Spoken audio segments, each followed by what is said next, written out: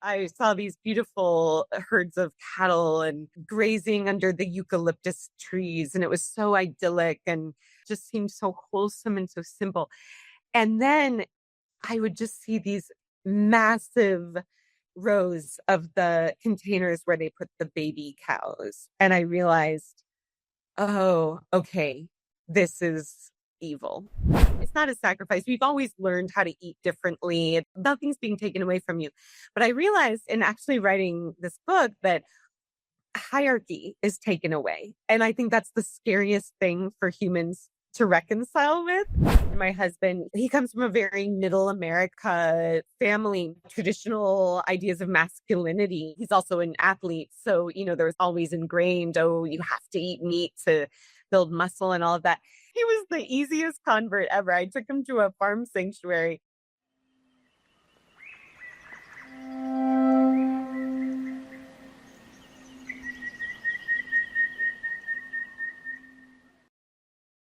Good morning, Mari. How are you?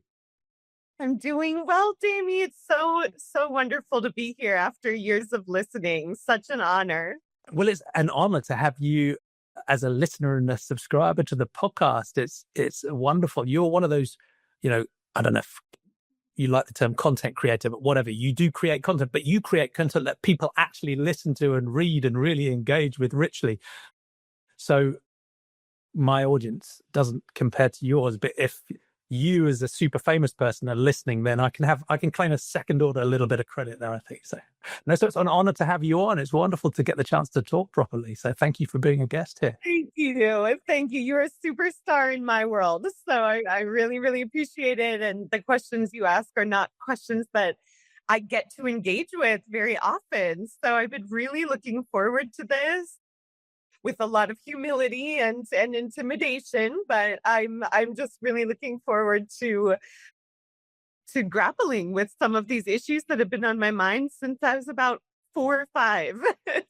Wonderful. Yeah. Well, let's see how we go. And that's what I hope this series of conversations can do. So even with people who have, very big audience elsewhere, hopefully we do get into some of those really deep, gnarly questions that are all too rarely touched on, but they sit underneath the way people think about the world and how to lead a good life. So it's good to delve into them occasionally.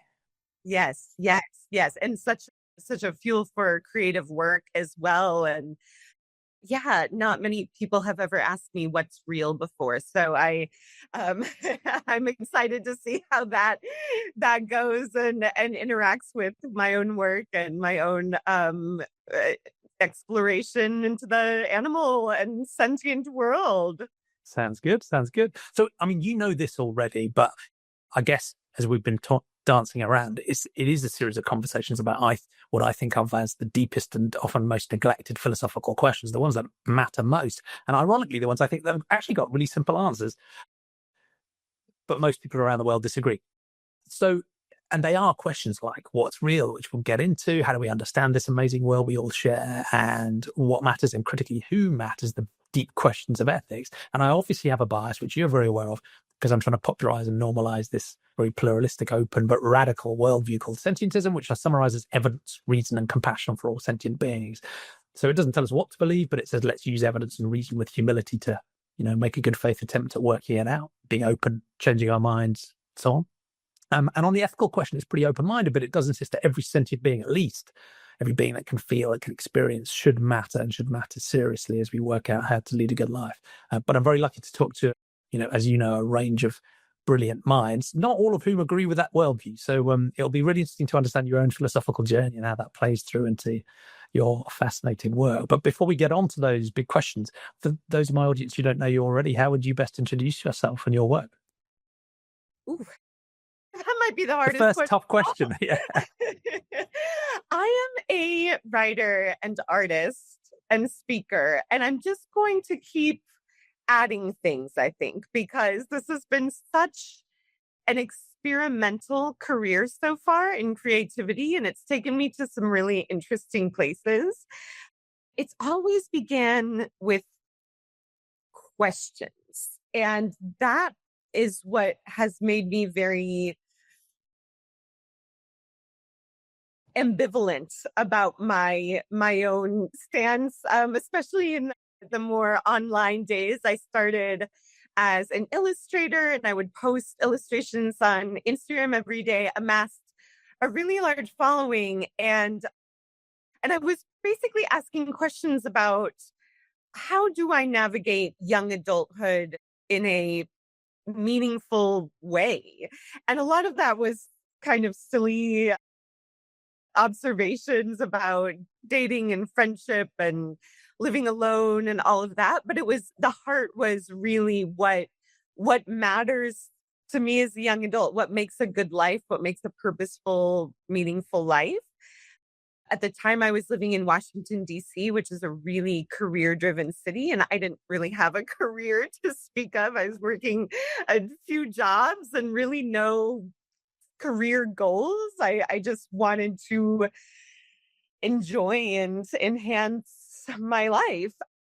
And all of And a sudden, you had millions of people, reading and watching and enjoying your art did and things online. I did. I got to over 1 million followers. This was a time when Instagram was kind of different. We didn't have the ability to explore. So everything was very word of mouth. It felt very organic.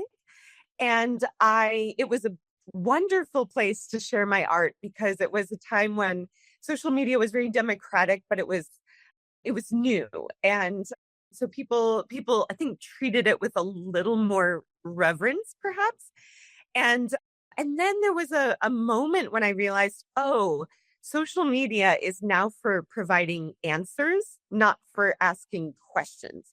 And when I explore questions, it's not treated well. It's actually treated as though I should have an answer, or I should take a stance, or I should have the correct opinion about this. And I thought, ooh, this isn't right. This is no longer right for me. So I wrote a memoir instead of posting because I thought, okay, I can give a lot more context here.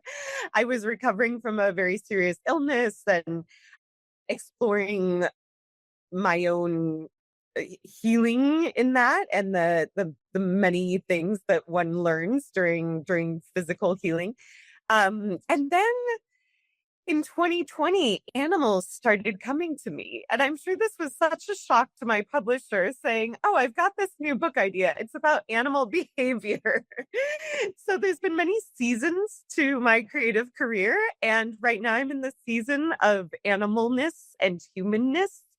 And and it's just it's an exploration of questions that I will never stop asking, which I think is a really fun position for a writer to be in because then no conversation is boring. It's things I could talk about forever. So I'm in a really good, grateful place, significantly fewer followers than I had before, but much more aligned with where I am and what matters to me and what feels in my integrity and gives me the opportunity to keep asking questions, which is my favorite part of any creative process. Yeah. And it's much harder to troll a book, right? So That's exactly.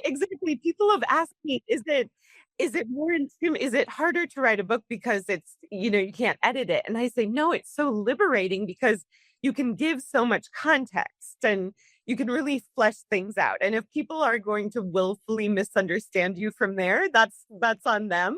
But yeah, you have a lot more space and time to interact with a reader, to engage with a reader rather than a quick a quick post where people are just going to project whatever they're feeling that day, and I do the same, so I know how it goes. yeah, fascinating. Thank you. So you, like you said, it's a bit, you might describe it as chaotic or random or but it feels like there's some threads there around curiosity and questioning and creativity and so on. They're just taking different forms. So yeah, fascinating. Thank you. Exactly. Well, Yeah. let's start with the first of these really big philosophical questions, and we tend to start with this "what's real" question. And it's a big question because it's less about, the specific things people believe. It's more about how do you come to believe those things. And a good way into it in many of these conversations is to understand from my guest their journey with respect to religion, the supernatural, the spiritual, or, the atheistic, the agnostic, the skeptical, the scientific, the naturalistic, and how they've navigated that sort of journey, even from childhood, and how do they think about that stuff now?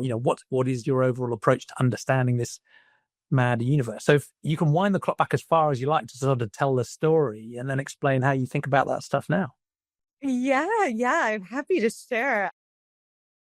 I grew up what I would say was culturally Christian, which I think any any British person would understand.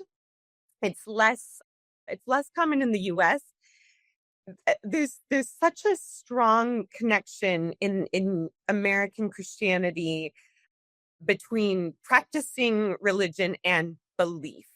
And I think I was lucky to have modeled for me that don't that strong belief doesn't connect so closely to how you practice. So I went to church every Sunday as a child, and that was my family culture. But my father was atheist or very strong agnostic, and he would come because he really liked the intellectual grappling. We were very fortunate to have a really highly educated pastor who would elucidate a lot of the text through linguistics and history, and my dad as a linguist really loved that, and so that was his in. My mom, I think, was more attracted to the morality and the idea of, oh, if I bring my child to church, that's the right thing to do. That's the moral thing to do. And then I don't know how this happened. I definitely was born with the God gene. I just very inherently believed in God. And church was my way to ask big questions at an age when no one else was going to talk about those with me. So, even very, very young, my mom wrote in a journal that when I was about 4, I started asking, why are we here? And saying that that's what I wanted to study in my At 4 years life. old. Yeah. Why are we here? And I remember like these moments I had really young where I would think, I'm me. How do I know that you're you? And, the classic is my red, your red. And all of that happened really young. I don't want to sound at all like I was a precocious, overly mature little brat, because I don't think it was being mature. I think it was just having a type of brain, or maybe being interested in these kinds of things really early, whereas other things like socializing would come later. But I was an only child. I spent a lot of time by myself, and I really liked being able to ask these questions at church. I didn't get to do that at school. I didn't get to do that with my peers. And Sunday school teachers would say to my parents, Mari could really hold her own in a theological conversation. And I loved that. So that was kind of my introduction to being able to ask questions. And again, having it modeled that it didn't have to go hand in hand with this undoubting belief. So I don't even know really what my dad was atheist, but I don't know what my mom's it wasn't like she was a big Christian. We weren't reading the Bible at home, but we would go to church, and that's where I could ask some of these things. What was it like asking those in the church context? Because there are some church contexts where you will basically be given closed answers, almost whatever the deep question is, the answer is, well, God did it, and that's the end of the story, and it's in the Bible, so there's all the justification you need. And there are many other church contexts, religious contexts, to religious communities where actually questioning and doubt, is sort of part of the toolkit, even if it's in a religious framework. So what was your experience like with the pastor and the church you were in when you were asking these tough questions? Yeah, it wasn't as as good of a fit for me as it could have been. The church I go to now, I teach the little kids, and I mean, if I may say so myself, I wish I had someone like me because I leave a lot of room open for doubt. I always say, we're using our imaginations with this story. This isn't history, it's not science. This is a story. And I certainly didn't have that. I think some teachers were a little more sympathetic. I grew up in the Presbyterian church, which is a little more sort of scholarly than others, than the big, evangelical movements, which are a lot more emotional and, kind of dependent on people really feeling the spirit. It certainly wasn't that. It was a lot more in the head.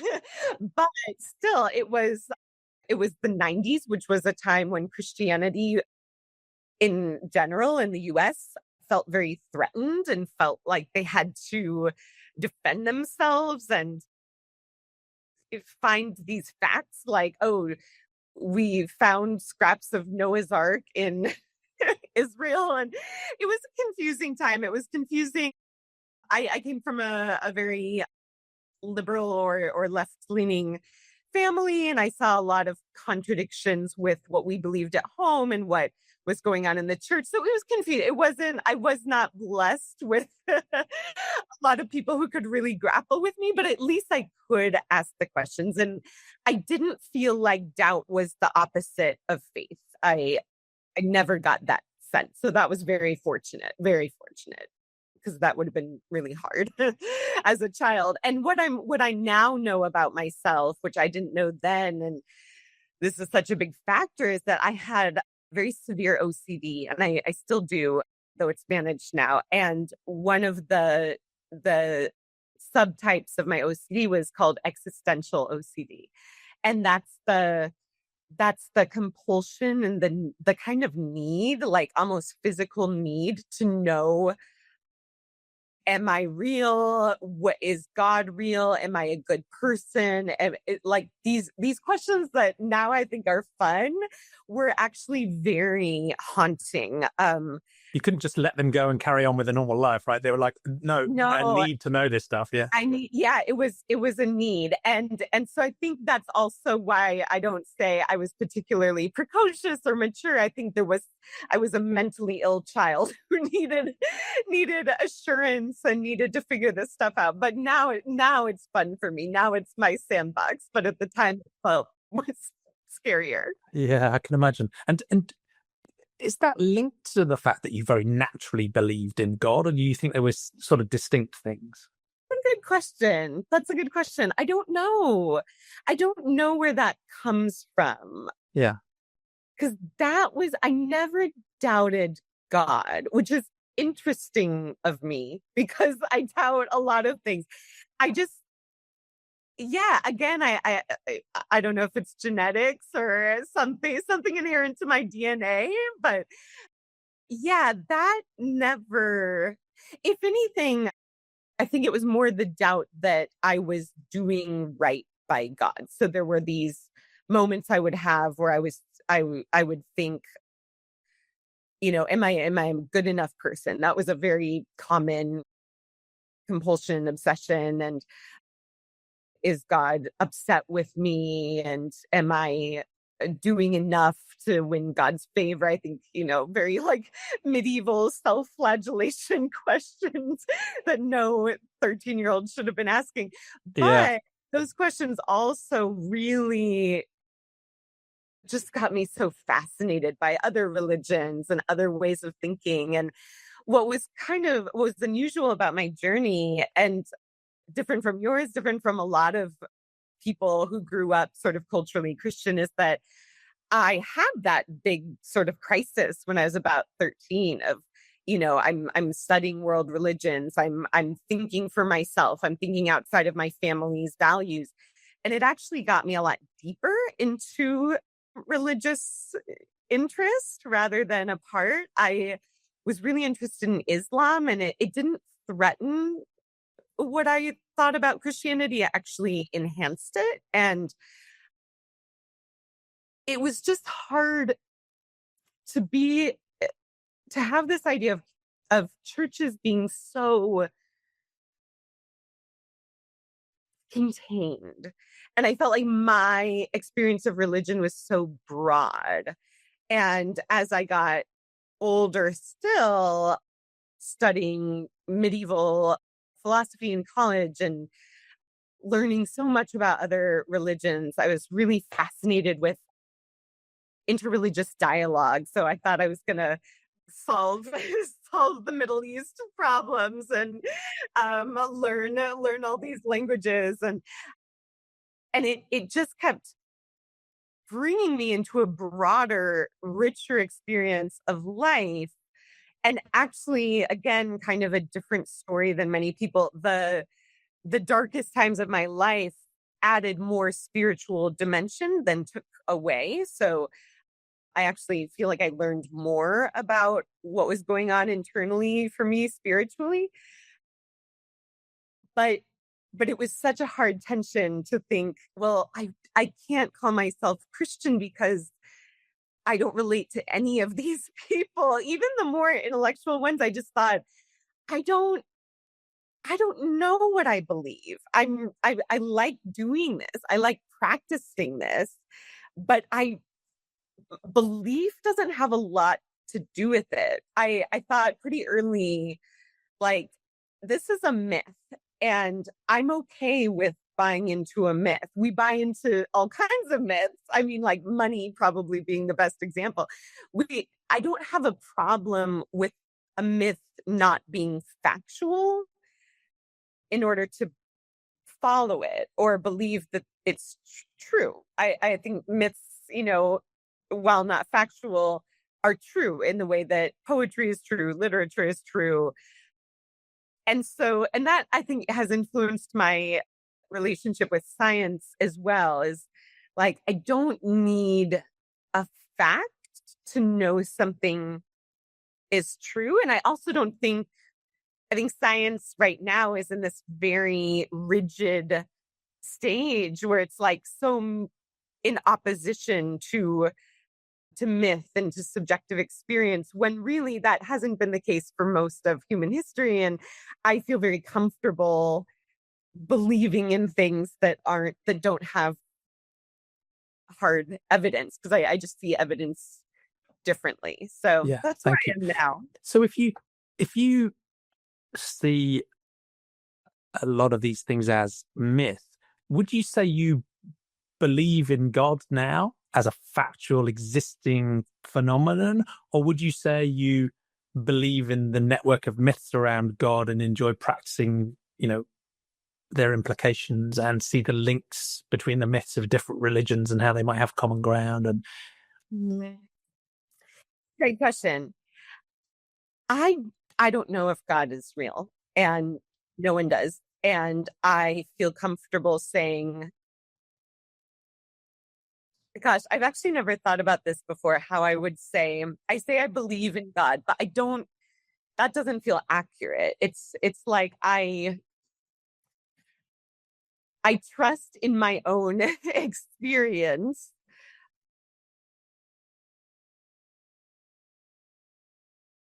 of exploring that concept in a really meaningful and impactful way in my life. But what I always say about like my personal relationship to religion is that they're all true and none of them are true. And I, yeah, I don't know if God exists. I don't know. I would say I believe, but do I really? I don't know. And the thing is, it doesn't feel very relevant. So I would say maybe I'm more of a universalist, where I kind of take, from many different traditions to inform how I live. But as far as, there is no evidence for God. There is no, and I think my greatest evidence that we don't know is that so many people don't believe in God. And you would think if God existed, that there would be more of that inherent feeling, although, like Plato would say that when we see something good and beautiful, it reminds us of something that we've experienced like before we were born. And that is like, it's like a reminder of God. And so that makes sense to me. But yeah, I don't know. And it doesn't really matter to me, which is Yeah. liberating. Yeah. Well, I think But I don't know is a good answer, right? It's a good naturalistic answer as well. You're supposed to say, I don't know, and let's explore, right? So it's good. It's a good answer. Yeah. right, as someone with OCD, it's gotten a lot. It's taken a lot for me to get to a point where I can say I don't know and feel okay about that. But yeah, overall, I think myth is really powerful. I believe in myth. I don't see it as in opposition to science. Like a very easy example of that is I'm very interested in death stories. And people will say, you see this bright light and it's like heaven opening up. There are plenty of scientific explanations for that. Neurons, synapses, whatever goes on in the brain during the shutting down of the body, and it can look very bright. I don't see that in opposition to like heaven opening up. I don't. They both make sense to me, and I don't need to choose there. Like they both make sense, and I'm happy with that. Yeah, thank you. And your path's been interesting because, like you say, in a way, there's some parallels between your journey and mine, in that it was growing up in a sort of gently Christian background, learning about other religions and worldviews, and realizing that some people didn't believe in gods at all. And for me, I guess the zooming out I did there was then to go, okay, well, these religious stories seem much more likely to be man-made than divinely created. So I sort of dropped out of the whole thing and became, like your dad, a sort of atheist or strong agnostic, depending on how you want to put it. I think even a naturalistic atheist should never be 100% sure there's no God, because you've just fallen into another dogma, right? So I followed that path.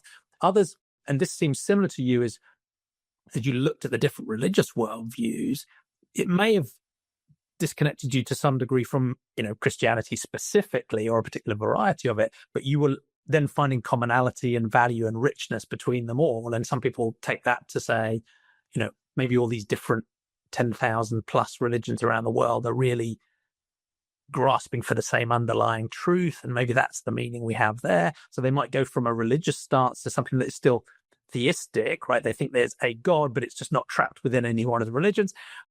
Then some people will even take a step beyond that and go, well, there is something we're all grasping to struggle, but it really just is the universe itself. And I don't need anything supernatural or deistic or magical.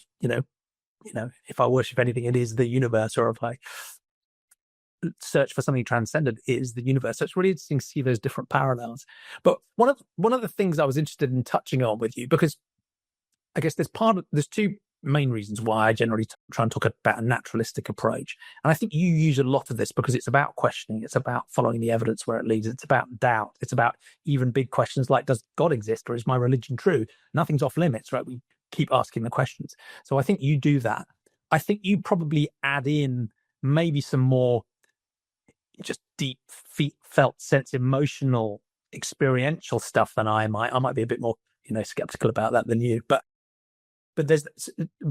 two reasons I think that naturalistic approach are important. One, because I think it's just gives us the best chance of understanding the world. And if we want to make the world better, you want to understand it accurately. So if you've got inaccurate beliefs about the world, even good people can do terrible things. So that's one general reason. But I think as long as we're curious and open-minded and we can address that risk. There's another risk, which is that sometimes, supernaturally inspired worldviews, partly because they can lead into quite dogmatic, fixed beliefs that are maybe arbitrary, maybe they're not connected with reality at all, can then lead into some moral problems as well. How, as you were going through that journey, did you think about the moral implications of different varieties of religion? And was your shift partly influenced by those moral questions and challenges and risks as well? And how do you think about that stuff now? Oof, that's the hardest part. That's the most challenging part of my inner spiritual dialogue, because I can get behind And I think all my spiritual journey is so much, it's so similar to the human experience since we were just little beings. Like it's, the first people had this relationship with the sunshine, the sun, and it kind of developed into worship. But at first it was just like, wow, that's our source of power. It's amazing. They had the sun and they would wait for the sun to come, and that's so influential to at least the monotheistic religions. And I really get that. I feel like, yes, there's a source of love, life, creativity that is beyond me. I can really get behind that. I feel confident in that. When it comes to how that affects morality, that's where I get really sticky. And one thing I think the Christian church does a mostly terrible job of is morality around sentientism. And I can't believe how much I see of Christian social justice, which is really beautiful and very grounded and very simple and straightforward, feeding the poor. That's a really beautiful thing. But then there's just no discussion about animals and no discussion about a lot of humans who are maybe more closely connected to what we would think is kind of the animal self. I'm thinking specifically of people with severe disabilities. And I was I just was thinking, if God loved dinosaurs as much as God loves people, which I believe, why would this horrible thing happen? Or why would Jesus be a fisherman? Like, God would know how much fish suffer. So why? And so much of it can be explained by, cultural, you have to come into the culture where you are. And I believe that very much as a writer, like I have to meet the culture where it is.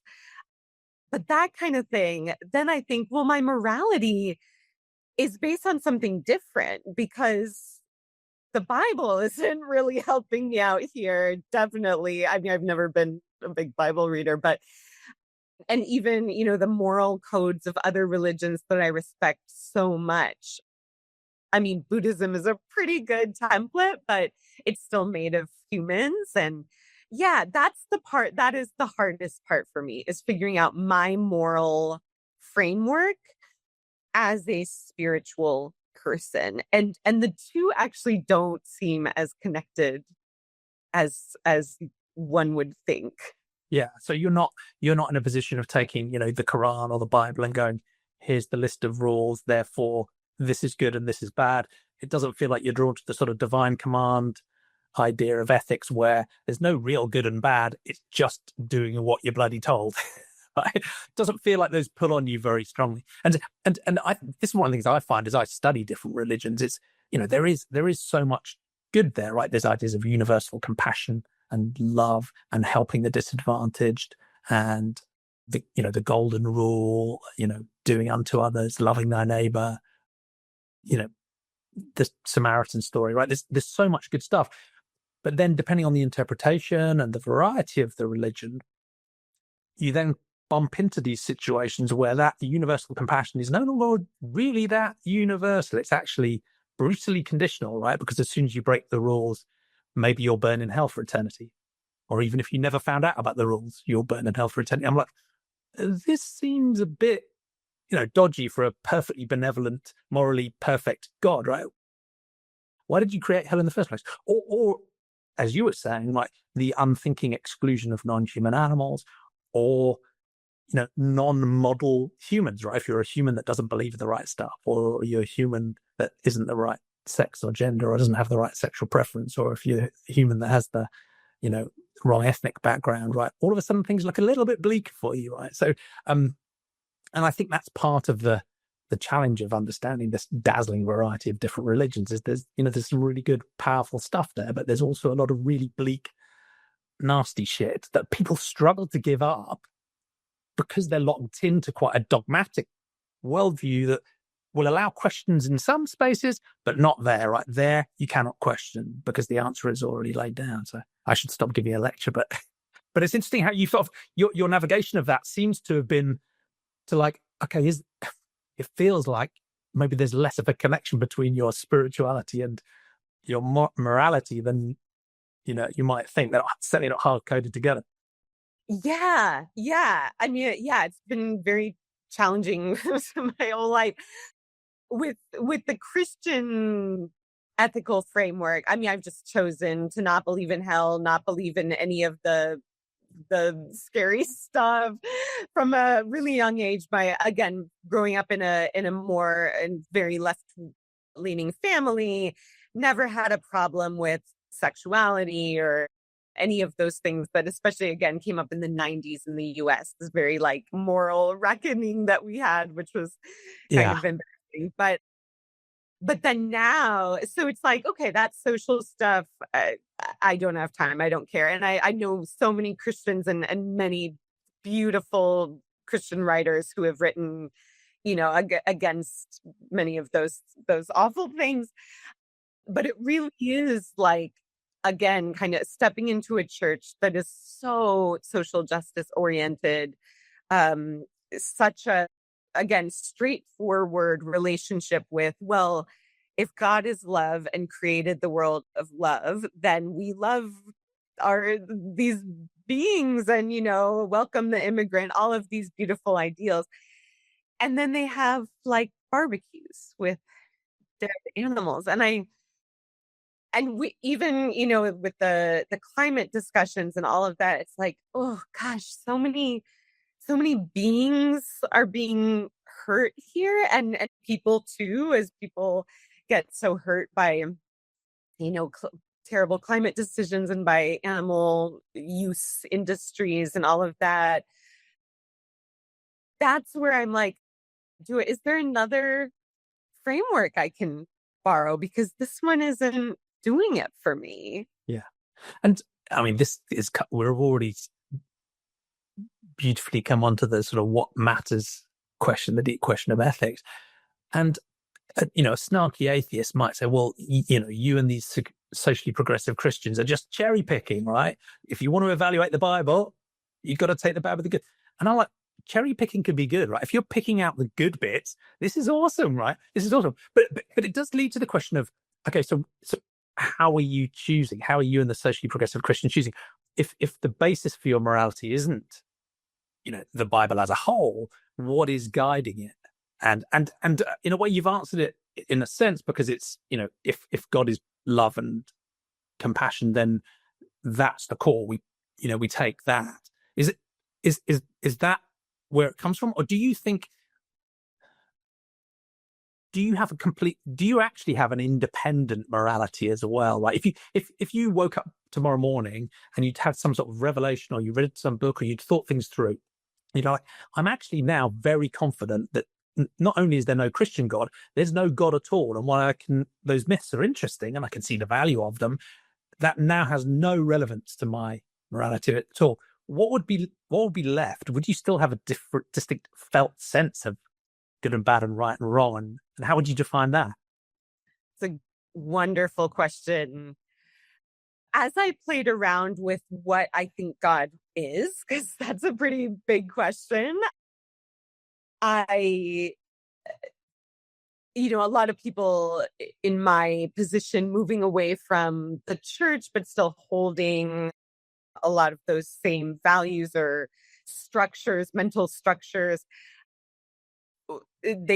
a lot of them will say source to mean God. So source of life, source of love, source of creativity.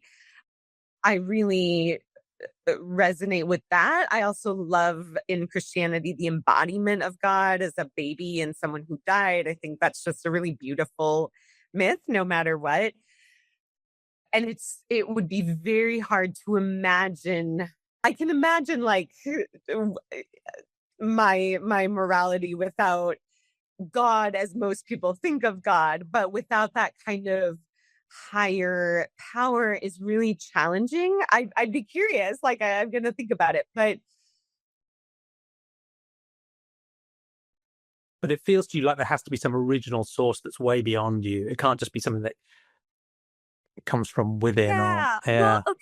This we're jumping here, but this is actually my question about sentientism because I am coming from a more spiritual paradigm and worldview. You know, the classic argument of, well, is a dead body worth caring about because it's not sentient? I would say yes, because it doesn't feel, but there's like a spiritual significance to that being, that entity, that thing.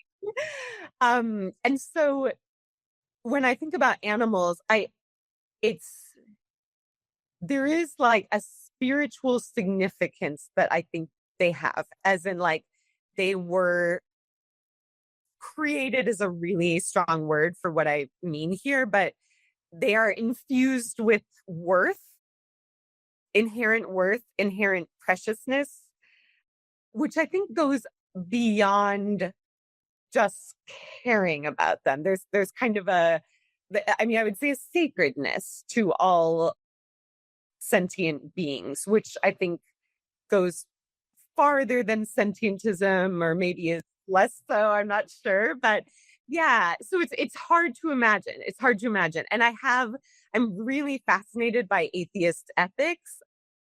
Every Lent, 40 days, if you remember, I take a class called Atheism for Lent by a wonderful philosopher, Peter Rollins, and he he introduces atheist texts on ethics. And I'm really fascinated what ethics look like outside of a spiritual worldview, but it is really challenging for me. And I'm not sure. Yeah, I'm not sure. Like if tomorrow I woke up and I no longer believed in God, would I treat people, or would I treat beings with the same reverence? I don't know, because it's a practice and it's a devotion, like seeing God in others is sort of the big thing about Christianity. And yeah, I don't know.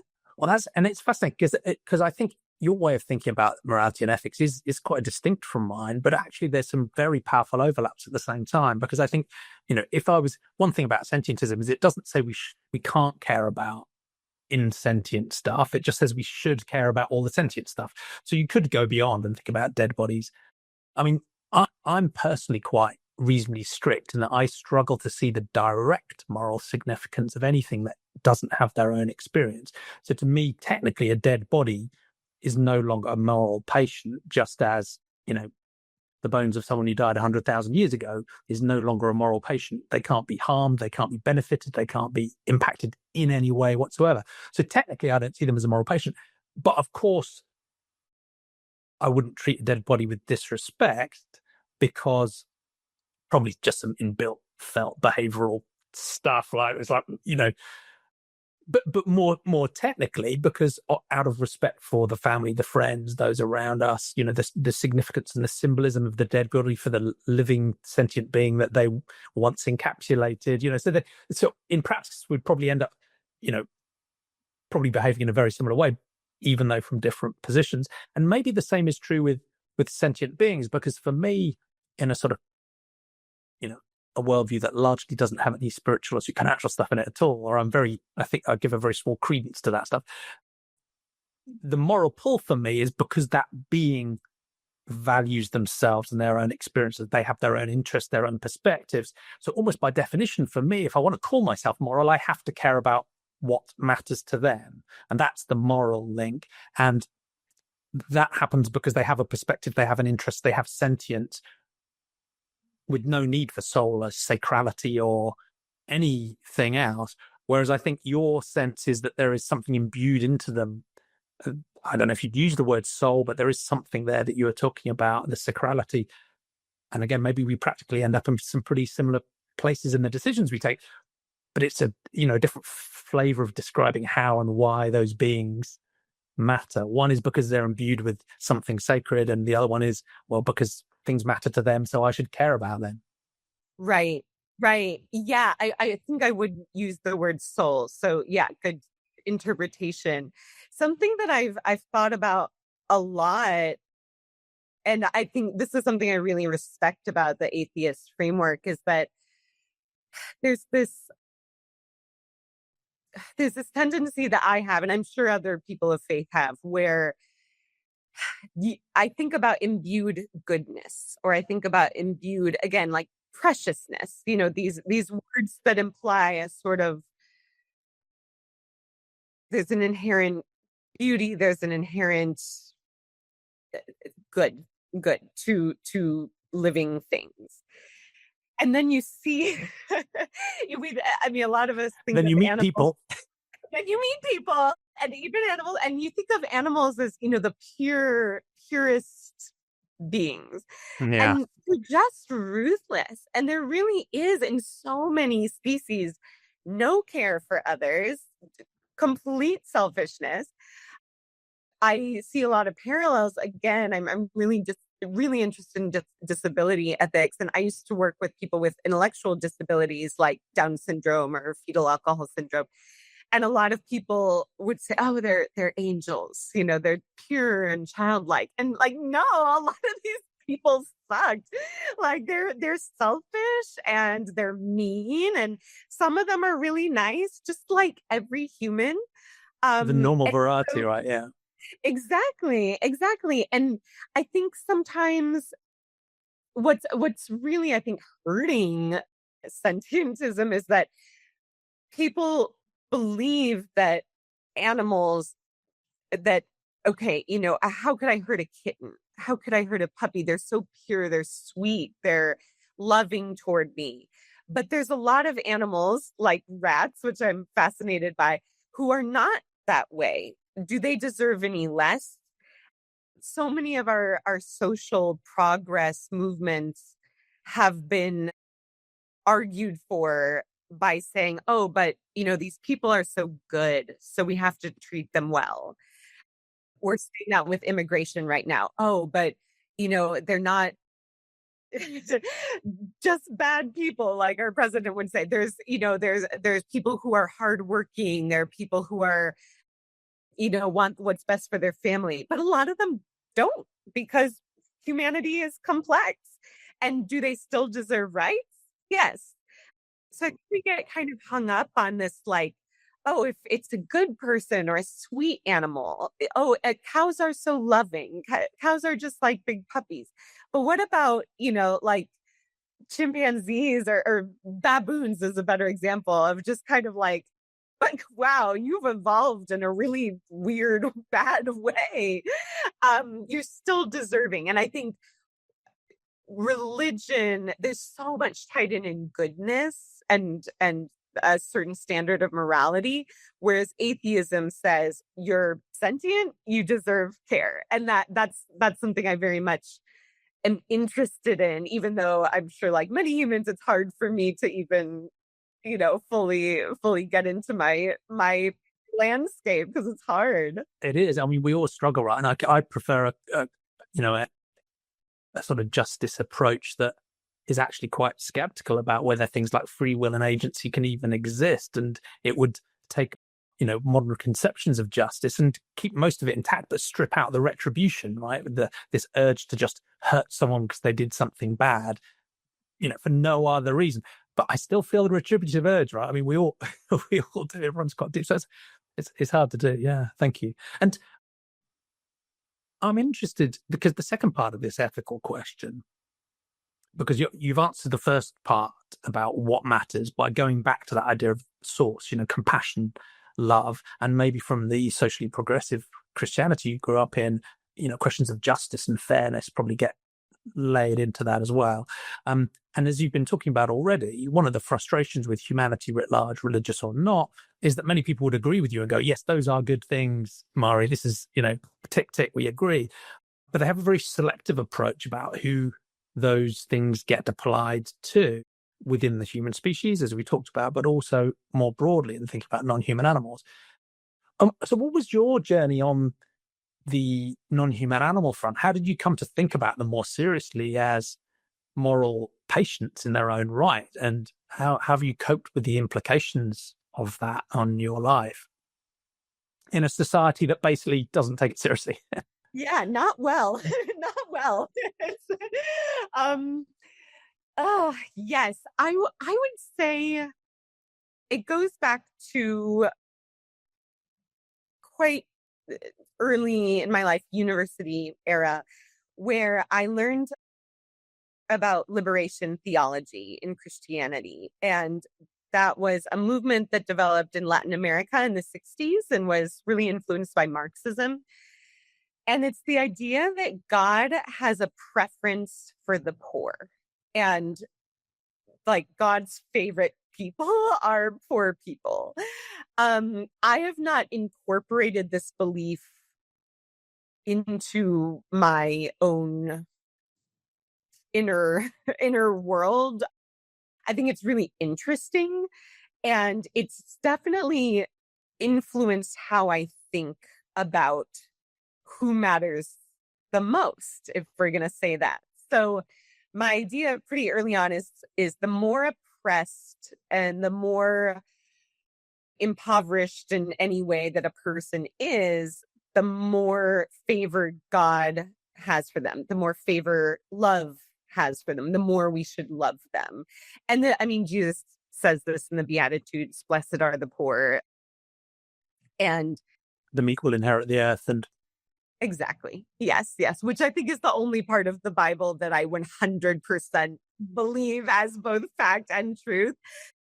Even if Jesus didn't exist, it's a really great, it's a wonderful it's not a poem. bad line. Yeah. Yeah. Pretty good way to live, I would say, for anybody.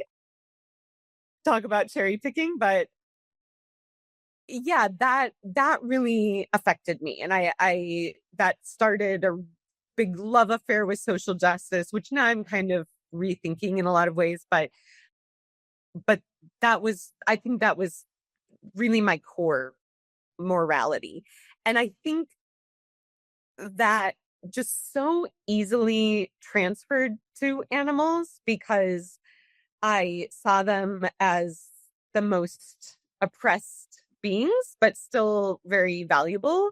I actually became vegetarian when I was 13. I was given a brochure at a street festival from PETA, and it was those ghastly images, and I just couldn't do it. And I flip flopped many times in my life as Flyers still work, right? Flyers still count. Yeah. they still do. I mean, and yeah, and like, torture porn. Like, I mean, it was kind of horrible for me to see, but it worked. I actually think animal welfare is maybe the only issue where shame actually works to get people to change their minds, because it's just so unbelievable what we think is okay. But so And what was your family's response to that at 13? Because many of my guests, have had that experience of even from like 5, 6 years old, or 12 or 13 or 14. And it's tragic how often their family just goes, no. And then they had to come back to it later when they got to college or whatever. What was your family's response to it? Oh my gosh, it's so funny to think about because my parents, big animal lovers. My dad was vegetarian since he was a teenager as well. So that was normal. But my parents were divorced, and my mom saw my dad's vegetarianism as just another annoying thing about him that she'd have to tell people before, Talk to my wife. Yeah. Yeah. yeah, There's a exactly. And long list. Yeah. say he's vegetarian, and it was like this big ordeal. I mean, this was the 90s. That wasn't, that was a perfectly progressive time. And we lived in Seattle, which is a very left-leaning blue city, very environmental forward. We had a ton of health food stores. It wasn't crazy, but I think my mom really saw it as this inconvenience. Like, oh, now I'll have to tell people Mari's vegetarian. And this is, a social kind of taboo or a social faux pas. And we actually had quite a bit of arguments about it.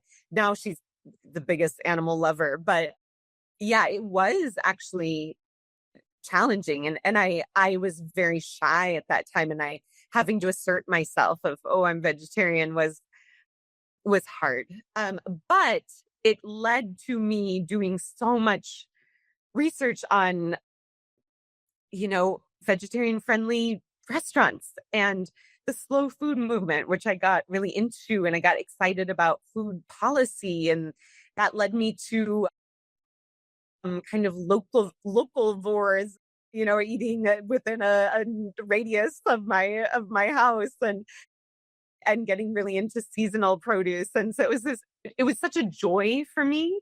And I think that I've really tried to keep that pattern in other issues that I get involved with, of keeping the joy and the exploration and the ability to tell people, oh, try this lentil dish, it'll change your life, that kind of thing, rather than focus on the hardness of it, or the sort of martyr sacrifice, which is another tendency I have in OCD, is kind of take on the weight of the world and be the martyr for these things. So I'm trying to keep the joy. But yeah, it was not, I wouldn't say it was easy or understandable to people, really. They have a lot of assumptions. Yeah, yeah. And how did you come to, because I had a sort of very slow, painful path to coming to the animal issue, but I was vegetarian from my early 20s. And there's something distinctive about vegetarianism, because in a way, it came from pretty much the same ethics I have today, but there's something particularly visceral about putting pieces of a dead animal, flesh in your mouth, right? So there's something about that which makes vegetarianism distinct. And at the time, for me, it was also a bit of a social calibration, right? Because veganism was really, really weird, but vegetarian was just weird, right? So I thought I could go for one weird, and it feels weird for me looking back at this now, but it's just the way it is for a lot of people as well. So I was sort of stuck in vegetarianism for a while, and I sort of knew about dairy and eggs and wool and leather but the broader philosophy about animal exploitation and so on, and the other harms, and the fact that all of those other things end up in the slaughterhouse as well, right? It's not just the meat products. But I sort of pushed it to the back of my mind, right, and used all the cognitive tricks and things to try and avoid the topic, and whatever. So, but I'm interested in that part of the people's journey as well. How have you wrestled with that stage, or where have you got to? Yeah, that was very challenging to come to terms with. It was a long time coming. One of the ways that I really healed from, again, this time OCD around food and how much I consume, a sort of eating disorder. A way that I healed from that was finding joy in food. And I was vegetarian still, but I loved, again, kind of getting into this like early 2000s slow food, local movement. I was fascinated with, family farms. And I really bought into that. I really bought hard into that. And I thought, well, It's a tempting story, isn't it? Oh, it's the most tempting. I mean, it's like beautiful.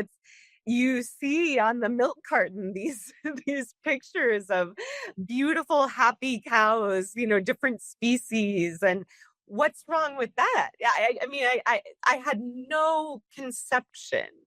And I always kind of held it as a point of like social pride when people would say, "Are you vegan?" I'd say, "Oh no, I would never be vegan. I love cheese." The Yeah. classic. Don't be ridiculous. Yeah. Don't be ridiculous. Yeah. And I also, like many people, didn't love the kind of membership dimension of veganism, that, if I joined that, then so much is taken away from me. And It's a club. It's an identity. It's a club that if you join, you can never leave. And if you do, we'll come after you. Exactly. And that was actually the story of my sort of movement away from a lot of social justice things that I was involved in, because it was too much of an identity, and no one is perfect. And there was such a high standard of perfection. It felt like more evangelical than churches, more dogmatic and scary. And it can yeah, it can slip into, becoming a little bit performative and more about the virtue of the individual rather than compassion for the victims. And yeah, there's some echoes there, right? exactly. It was much more about the standard that individuals were holding themselves to rather than, yeah, I think they got a little away from the compassion. So even to this day, I'm skeptical of, I don't know. I don't announce that I'm vegan. I say I don't eat animals or animal products because I also want to normalize, not saying meat, but saying animals. I don't eat animals, or I take from animals. And it's a tricky balance, isn't it? Because I sometimes find myself sort of edging away from the V word as well, partly because I want to have a chance to engage people in a productive conversation, and then I can beat them over the head about veganism, once they're sucked in. But at the same time, I also want to completely normalize it, because it is just very simply a practical philosophical stance against the exploitation, harming, and killing of anyone. And right, and who could object to that? I mean, nearly everyone in theory actually already agrees. It's just a practical bit they haven't. So yeah, it's a difficult thing in the movement in general, isn't it? It's, how do you play the game and tell the story with integrity and with respect for others, but also without the sort of sticker shock of this identity that can feel like a cliff you're asking them to jump off. But it's tricky. That's something I wrestle with a lot, is how do I invite people into this information that I have? How do I make it welcoming?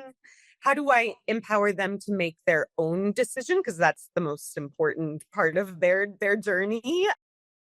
Without, but it's so hard because I know so much and I'm so passionate about it. I mean, it's a deeply important issue, right? If you thought about some other sort of ethical abomination that was being done to humans, no one would feel a hesitation about talking about it, right? It would be an imperative to talk about it, right? And we're in this position where we're sort of Exactly. society presses us to be sort of polite and subtle and hint and be Very like, do much you not so. see? Anyway, Very much so. Yeah. this is And turning into a therapy session for me. Thank you. no, oh my gosh. No, I know. I find if I talk about, even the most delicate animal welfare issue in front of like people's children, they'll say, "Oh, don't say that," or "Don't," or "Oh, the chicken that you eat isn't the chicken that you saw on the farm," and they're talk about preserving a myth. And so it's like this thing that, yeah, we have to really dance around and make people feel comfortable and all of that. So yeah, I was very hesitant for a long time, mostly out of ignorance, honestly. I just didn't know. And I there were years where I was really involved in the food justice community, and I had no idea that cows had to have a baby in order to produce milk. I didn't know. Isn't And it then amazing? Yeah. yeah, it's amazing. I mean, and that's a great use of evidence, hard evidence, science. That's not something that I think is best argued with subjectivity and storytelling. I think it's the cold, hard truth. And I was so enamored for so long with these family farms. And I remember driving through California, land of the happy cows. And it was so beautiful. And so I saw these beautiful herds of cattle and grazing under the eucalyptus trees. And it was so idyllic. And there were these farm fresh stands everywhere. It just seemed so wholesome and so simple. And then I would just see these like massive rows of the containers where they put the baby cows. And I realized, oh, okay, even in the best possible situation, this is evil. And there is nothing that makes it better. And I really had to sit with myself about that because it wasn't easy. It wasn't easy. And, something that I think a lot about with animal rights, animal care, at the very least, is a lot of people think, oh, that's taking something away from me. If I care about animals, if I give them rights, it takes something away from me. And I always thought, well, what are you even talking about? Like, no, it's not a sacrifice. We've always learned how to eat differently. It's, nothing's being taken away from you. But I realized in actually writing this book that hierarchy is taken away. And I think that's the scariest thing for humans to reconcile with. It's why uh, so many things haven't worked in life. I'm very connected to a more indigenous view of Christianity. So the Celts are a perfect example, an indigenous group who incorporated Christianity into their pagan beliefs that were much more about the sacred feminine, the sacred earth, the sacred animals, rather than the Roman Empire, which was all about hierarchy and putting things below people. And, but, it's women down, animals down, earth down. And an empire doesn't work without hierarchy. And people are so insistent on maintaining hierarchy. And so it's so hard, I think, for people to humble themselves like we have as perfect humans, to say, to say, oh, an animal matters more than my momentary pleasure. And that's hard. It was hard for me. It was hard for me also as someone who identified so strongly with being a joyful person who took joy in the pleasures of food, in, the pleasures of travel. And how can I travel and not experience the food of the culture, the ultimate kind of when in Rome. And then it dawned on me, oh, there are vegans in every country. I can experience the culture in so many ways, but that was hard. It was very hard. It's threatening to my identity, is threatening to my ego hierarchy. And it was threatening to my idea of can I really enjoy life on earth without these earthly pleasures. That was hard. Yeah. And most of those cultures you were traveling through are probably much closer to veganism than the place you came from, right? So this idea of Western industrialized animal exploitation is a remarkably modern Yes, idea, right? So that's what I've learned. Thank God. And yeah, I think the best foods from any culture are the vegan foods, and they're usually the most traditional from the farthest back. So yes, yeah, it's yeah.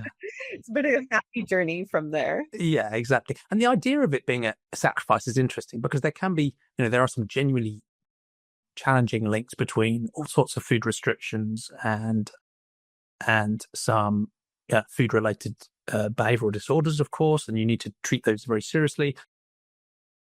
But in general, I made some slightly snarky post recently saying that giving up animal products from your diet is as much of a sacrifice as giving up kicking puppies for fun is to your leisure life, right? I mean, it's and then you layer onto that what you've just explained, which I think is actually a remarkably common experience, where one, ethically, people just feel a release and a freeing and a joy. We know we're not perfect, but we've given up a massive chunk of cognitive dissonance, right? And just that can feel awesome. But then even practically, for a lot of people, their things like their food budget actually drops, and they're opened up to a whole new way of living, just sheer variety of different food types and things that they just never really explored before. And the irony of people complaining about restricting our diet by cutting out animal products when they only ever have 3 meals, each with a bit of flesh in the middle, is deeply ironic, right? So there's, I think, sacrifices can be good when they're done for a good reason. And when they're done for a good reason, they can be joyful and wonderful and freeing and an opportunity. So Absolutely. I've seen the most joyous transformation in my husband. He's vegetarian. He's having some trouble getting there, which I understand. I respect, trying to be patient. But he he comes from a very middle America family. Meat, pizza, that's what he ate. Very traditional ideas of masculinity, men eat meat. And he's also an athlete. So, there was always ingrained, oh, you have to eat meat to build muscle and all of that. And I took him to, he was the easiest convert ever. I took him to a farm sanctuary and he met a cow for a moment who wasn't even a very amenable cow, just a yeah, cow.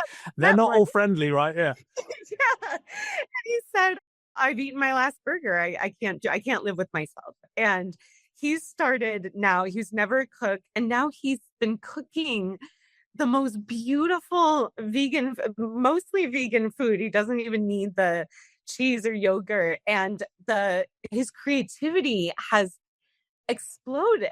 Like I'm like, what are you cooking? I thought I knew all the recipes. And so just, yeah, like his joy in the kitchen, his self-empowerment of now, oh, I can cook for myself flavorful, beautiful, exciting food that I really look forward to.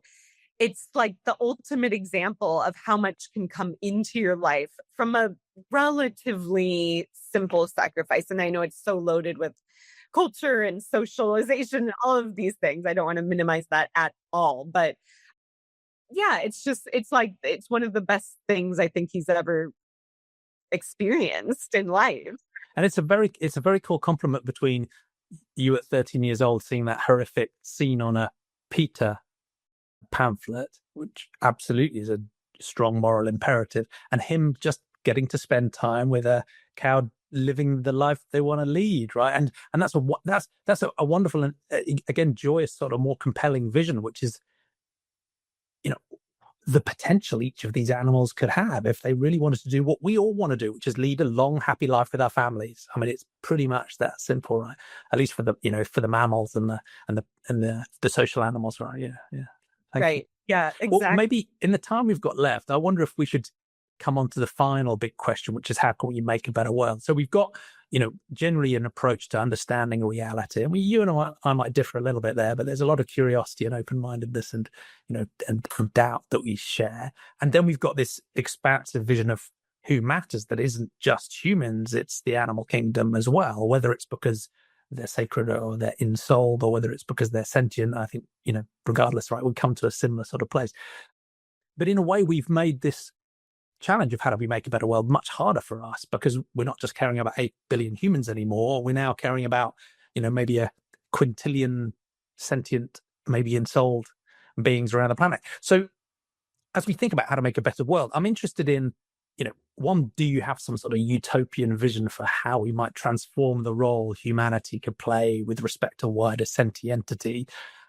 But I'm also interested in hearing how you think about the history of your creative work has maybe played into making a better world over time. So I don't know if you want to start. Do you have some sort of grand utopian vision, or is that Not very well developed? I'm not expecting you to have a perfect answer. I have a plan. I am interested in exploring it with you. Oh, I love what you said about creativity. And, one of my sort of core insecurities, especially in my creative life, but probably everywhere, is not being taken seriously. And a lot of that actually comes from my relationship with spirituality. I'm really attracted to academic spaces. I really love intellectual grappling, but I feel very left out of those spaces because I have a kind of unshakable spiritual core, which is hard to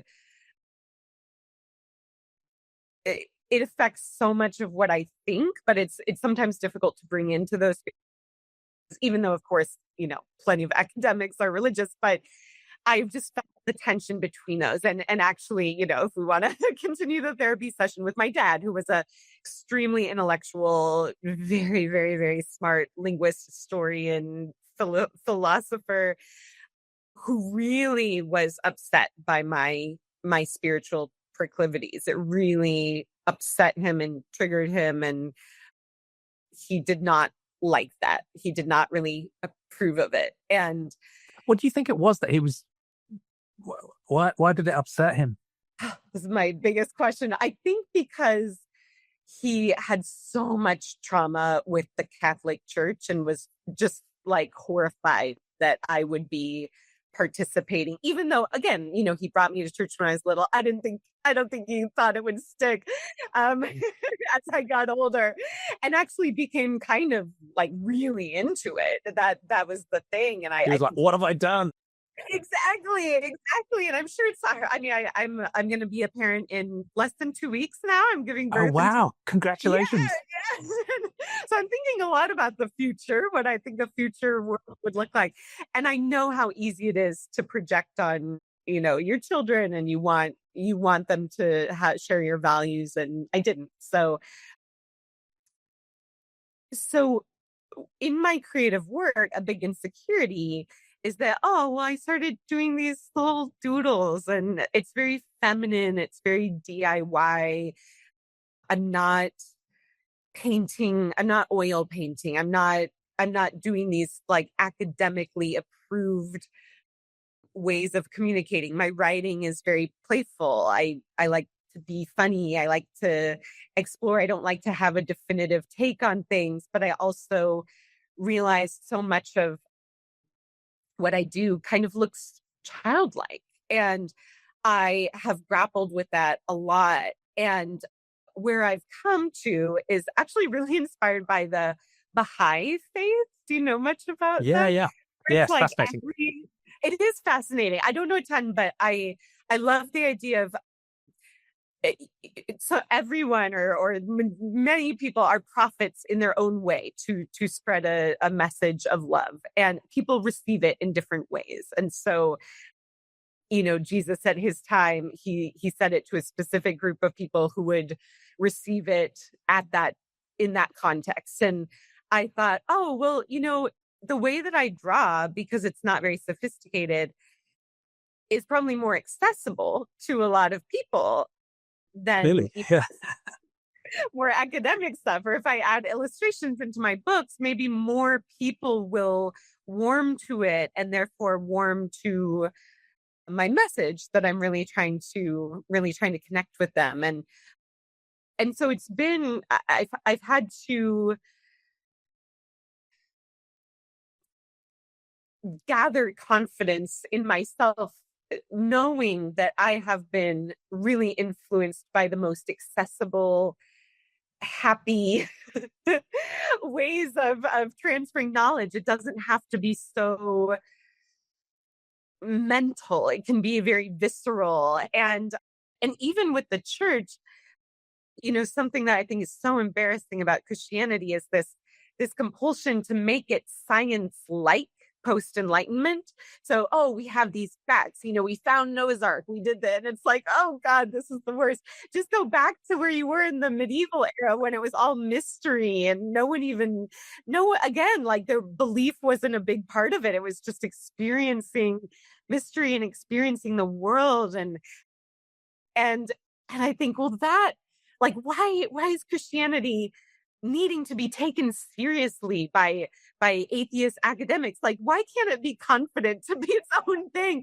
And so I've seen myself, have these crises where I think are people, are intellectuals going to engage with me? Are men going to read this? Are people, who have the stamp of authority approval going to not think that I'm being silly? And so I've had to do that work, but I also realized, oh, the book I wrote, it's not a call to veganism from a academic perspective, but maybe someone will look at a rat a different way. And that's accessible, and that can lead to changes that are so beyond my understanding. And you just never know what your ripple effect will be. So that's how I've reconciled. Completely. And I'd love to dig a little bit more into the book before I let you go. But even in terms of your wider creative work and your artwork, I want to give you another argument, even from a sort of brutally hard-edged, scientific, naturalistic, sentientist approach, right? Because I feel this in my head as well. I have quite a sort of analytical style, and I think about priorities, and I think about really important outcomes. And so sometimes I can feel this thing in my head, which when I see things that are aesthetic or creative or just enjoyable, right? Whether it's a TV series that is about nothing really much, or whatever it is, right? I can be like, yeah, look, we've got problems to solve. We don't have time for that. It's trivial. We've got lives to save. We've got animals to save. And I'm like, hold on. If my philosophy is grounded in the moral salience of sentient beings, and part of that is valuing what they value, so that the experiences of sentient beings, if they're bad, that's bad, and if they're good, that's good.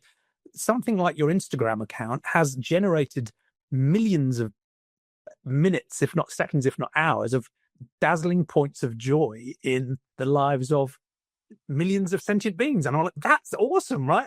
It's what a thing to aspire to.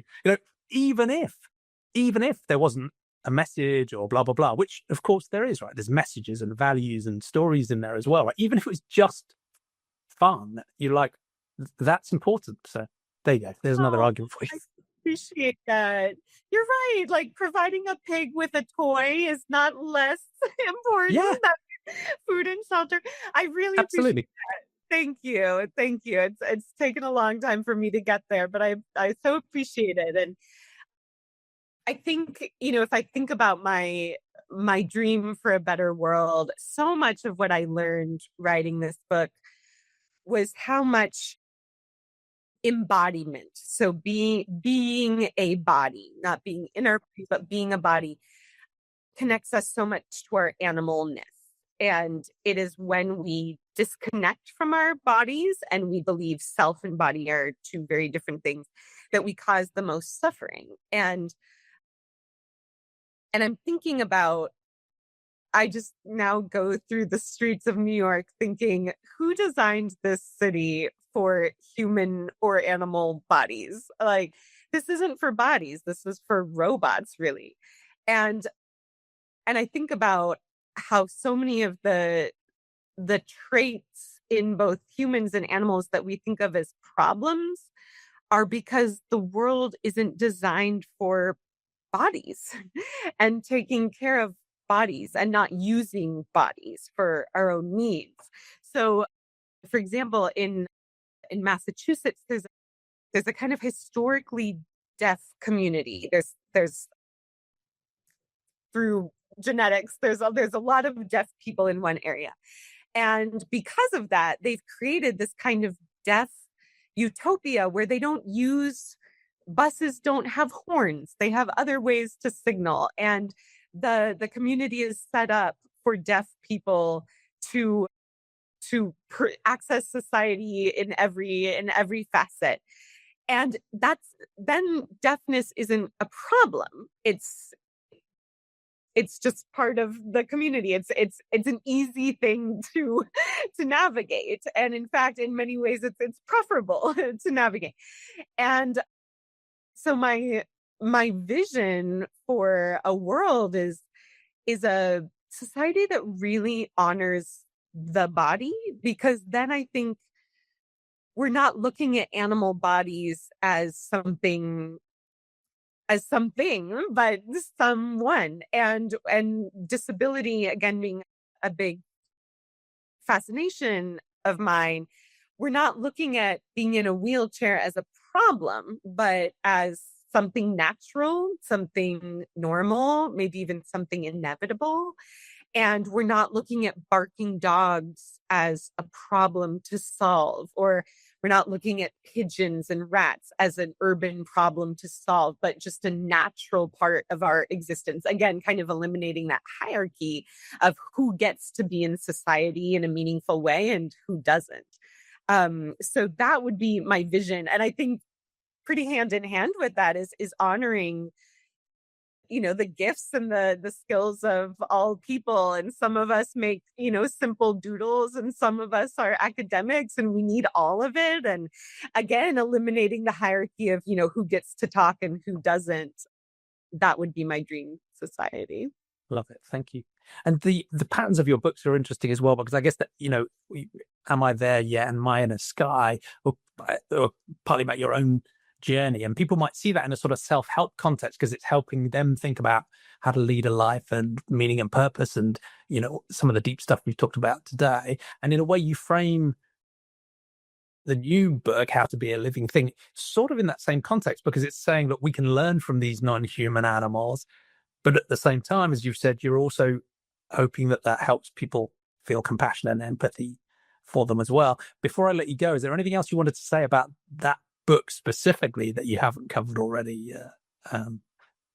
Oh, well, as you said, it does look different from the other two, but it feels like such a natural continuation. And there's so many people who have been on your podcast who have had many lives, many chapters, and done many things. That's something I admire so much in people. And it's again, it's undervalued in society to have had many chapters and interests. We really value consistency. And one of my big sort of mission cries of this book is that consistency is not natural. You look at very contradicting traits in animals and humans. That is what's natural. And just to let people know that it's never it's never a big pivot to change your morality or the way you approach the world, your worldview. It's actually very natural as you get older and have more experiences. And there's no special badge you have to get into animal welfare. There's no, it doesn't have to be so extreme. It can start with a really gentle and joyful curiosity. And yeah, there doesn't need to be such a severance from your previous life. It can be a really natural continuation of curiosities that you've probably had since you were really little, as most of us have this inherent knowledge that animals are deserving of care at a young age, and then that's conditioned out of us. So yeah, never too late to join in the conversation. Yeah, awesome. Thank you. And I'm always encouraged by how many really high profile people actually do care deeply about non-human sentient beings. But very many of them, despite their profile and their power and their status, still feel constrained by the pressures we were talking about earlier on, such that they don't really want to talk about it. Right? Yeah. And yeah. I understand, but it's a missed opportunity. So it's absolutely wonderful to have someone with your audience and your reach and your influence writing a book like this and talking so openly about how you feel. So yeah, thank you. Thanks for going there with me. I enjoyed this so much. And again, such an honor and privilege. Yeah, it was wonderful to have you as a guest on Sentientism. Now, I'll include all of the links to your webpage in the book and your social media in the show notes. But is there anywhere in particular you'd point people if they want to follow you and keep up to date with your work? Of course, your massive Instagram account as well. Yeah, I post less there these days than I do on my Substack, which is called Out of the Blue. And I write most consistently there. That's where a lot of my output is. But yeah, always open to new platforms and new ways of expressing myself online. And so we'll see how it goes in the next year with the baby and all of that. But yeah, love exploring these questions in newsletter form with a lot more context. Brilliant. Always asking more questions. Yeah. Yeah, cool. Well, thank you so much. Very good luck in a couple of weeks or whenever it happens. Congratulations to all three of you. And please do stay in touch. It's been a real pleasure having you as a guest on Sentientism. Thank you, man. Oh, well, I really appreciate it.